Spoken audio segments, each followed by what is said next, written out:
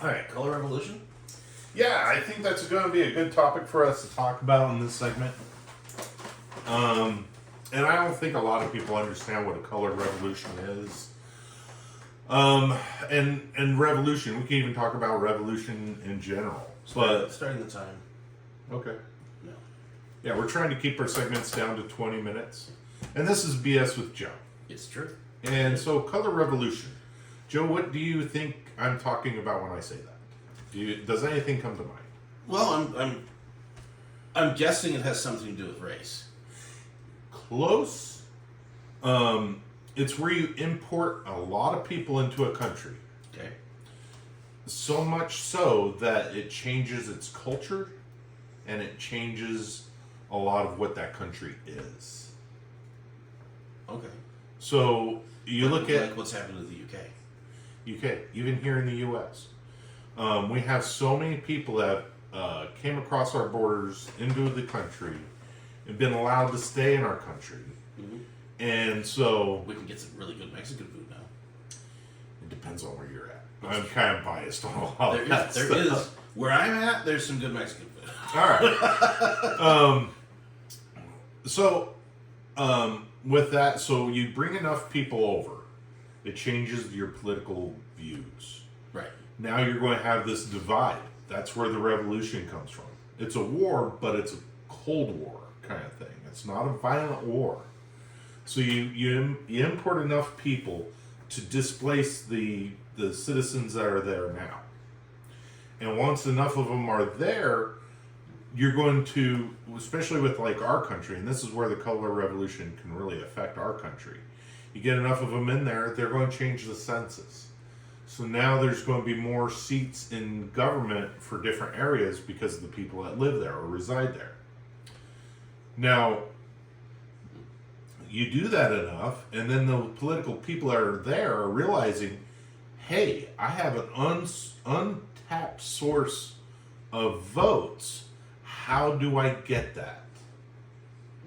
So you make things like no voter ID. Mm-hmm. So now they can then vote hidden All wise. these illegal aliens can walk in and vote because they don't need an ID. Yes, and it doesn't start with the federal government with our country. It will No. start with the state and something local. The state will allow this local community to have these illegals vote for their community because that's where they reside. Mm-hmm. So now they get to vote. Now they vote in, they vote certain individuals in, they get into, let's say, they now have somebody that could be illegal Mm-hmm. in power of government locally, and then they get into the state, and then that state gets, more power. So this is why that one community in Michigan is trying to impose Sharia law. Correct. You look at the UK, they're doing the exact same thing in the UK. Mm-hmm. It's a color revolution. That's why that's why it's important for a country to have borders. Because next thing you know, the country you exist in and reside in that you love is no longer there. It's no longer yours. Right. It's been taken by an invading force. Mm-hmm. And a lot of people are like, well, it should change. It's bad. It's evil. And our government and our country, if it's this evil, why did we stop monarchies? Well, how much do you know about psyops? Not much about psyops. I know it has a lot to do with psychological. It does, and one of the major things, because there's different steps in the process. Mm-hmm. One of the main steps is divide. Mm-hmm. So, perfect example: Coke, Pepsi. Yes. Okay. Okay. And you start the war between Coke and Pepsi. Mm-hmm. Both sides make money. They do. Yeah. Chevrolet, Ford. I hate Chevrolet. I hate Ford. Honda, Toyota. Both sides make money. Yes. Yes.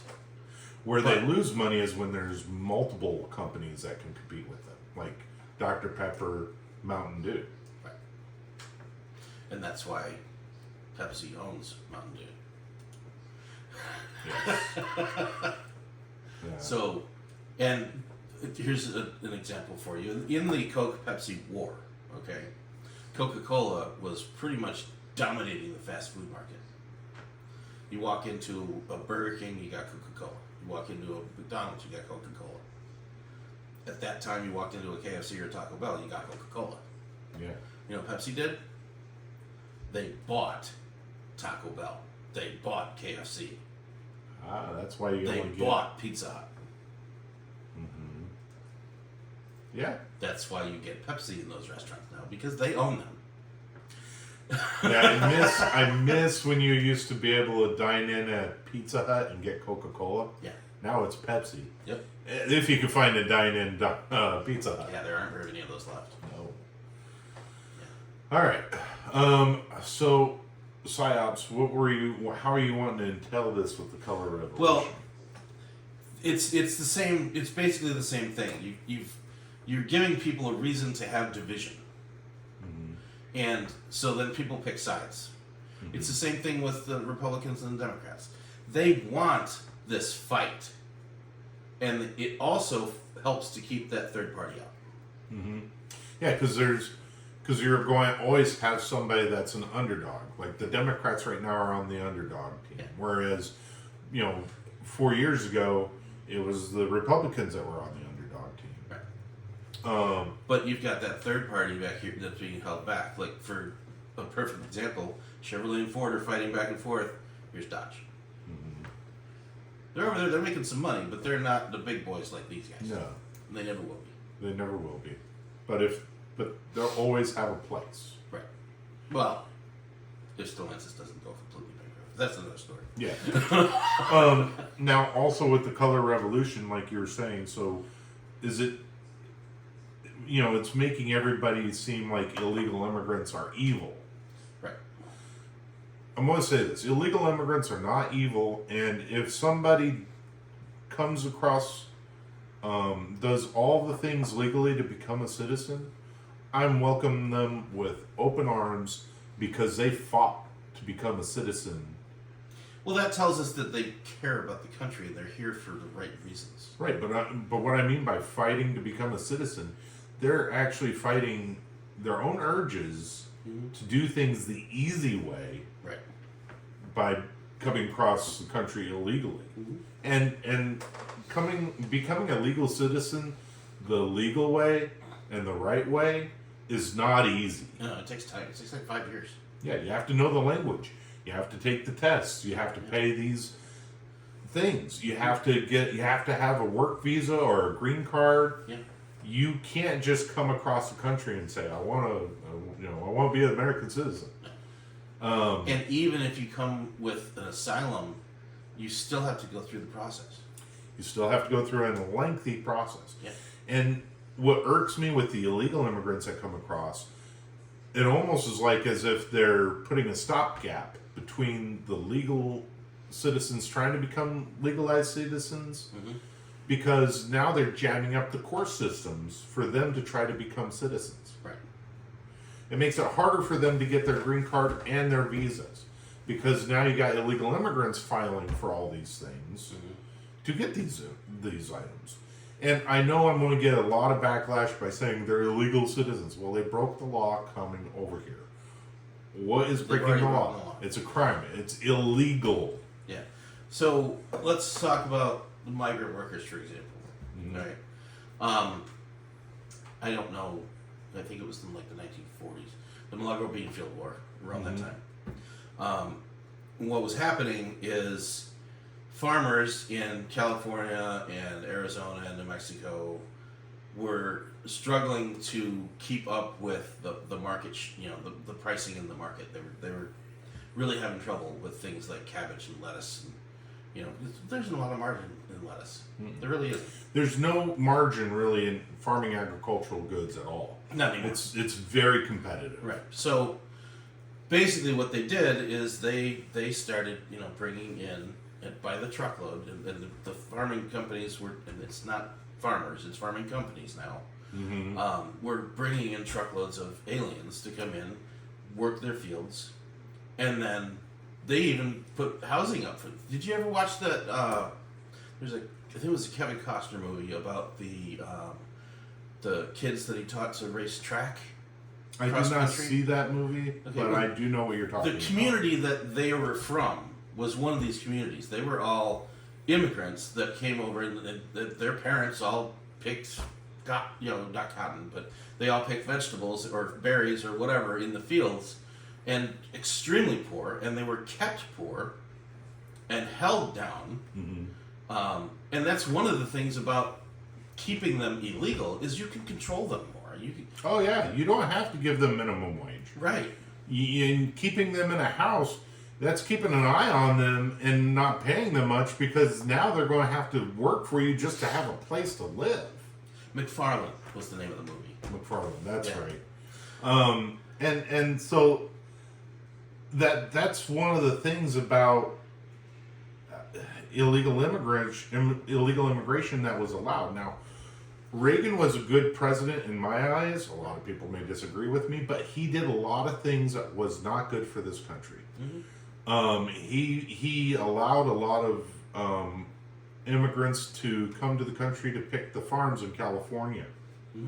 Well, I mean, people now. Sorry to interrupt, but No, you're good. people now are saying that you can't get Americans to do this work, so that's why we need the illegal aliens. But what happened is when they brought them all in, they dropped the wages to the point where no one wants to do that anymore because it's not worth it.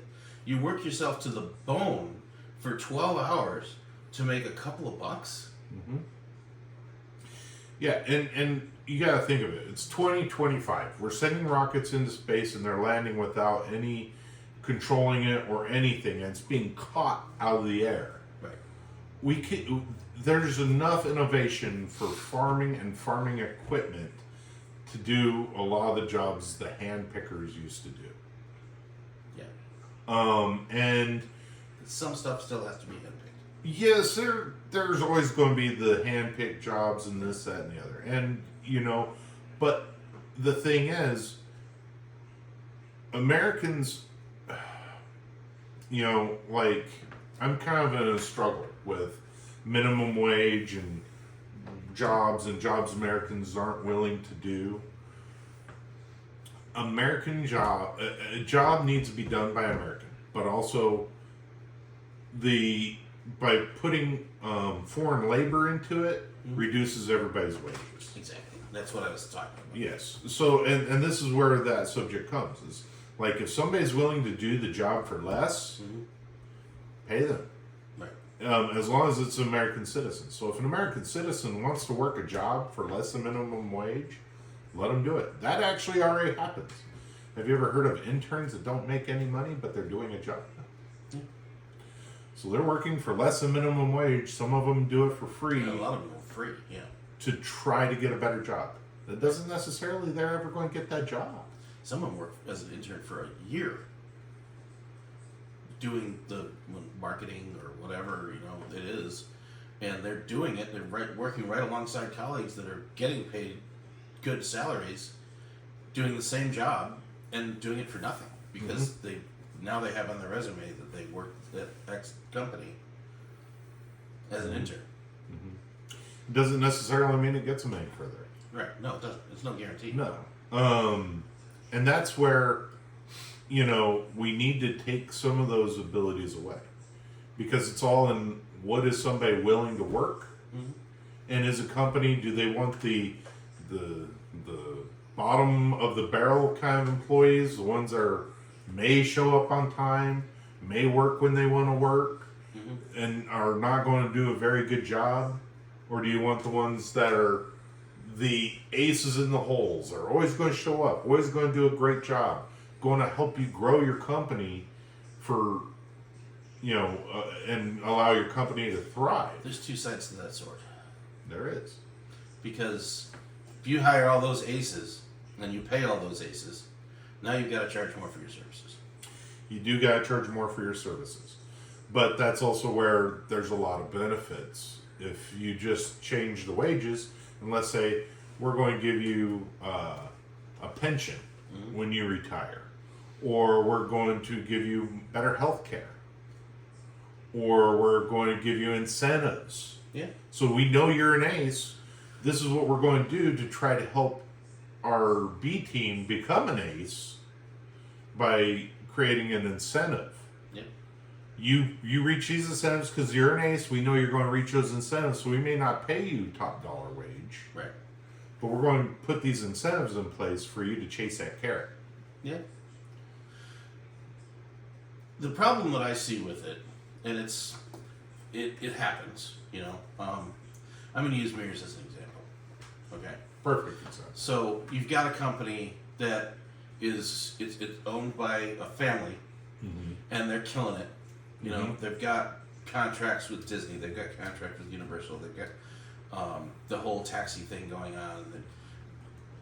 The Disney Magical Express is 100% Mears. You know, when the low-paid, not unpaid, but low-paid interns come in and work the Disney College program, Mears is there. And they're the ones that take them over to the casting, and they're the ones that take them over to do the tours and all that stuff. Mears actually even ran the shuttles for them to get to and from work. Yes. At one time. And then Mears starts paying their employees better. And all of a sudden, you've got a company like Academy that comes in. So, give you an example, Mears pays everybody by the hour, whether you're doing your pre-trip or you're deadheading, which means you're driving somewhere with nobody on the bus, or you're working with guests on board. Academy and Empire and Pico Brothers and all these other companies, if there's nobody on your bus, you're not getting paid. If you're doing the pre-trip and you're making sure that your bus is safe for the day, you're not getting paid. You don't get paid until you drive that bus all the way out there to wherever you're picking up guests on. The guests go on board, now you're getting paid.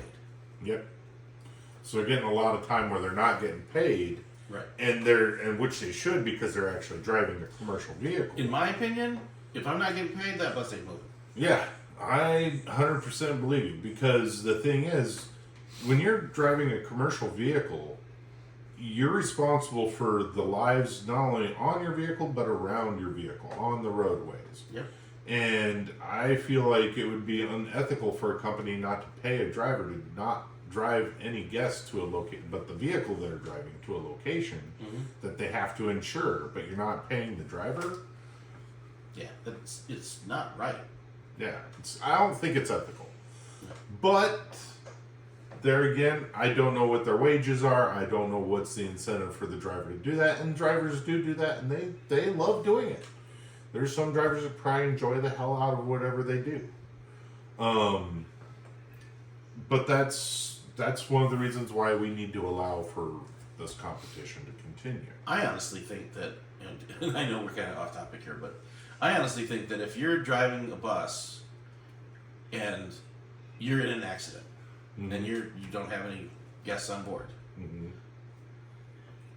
you're not. Let's say you're hurt in the accident. You weren't on the clock, so workers' comp's not going to cover you. Nope. But you were driving their company vehicle. Right. But you're not on the clock. Nope. That's where I think that could be a legal issue for that company. It could be.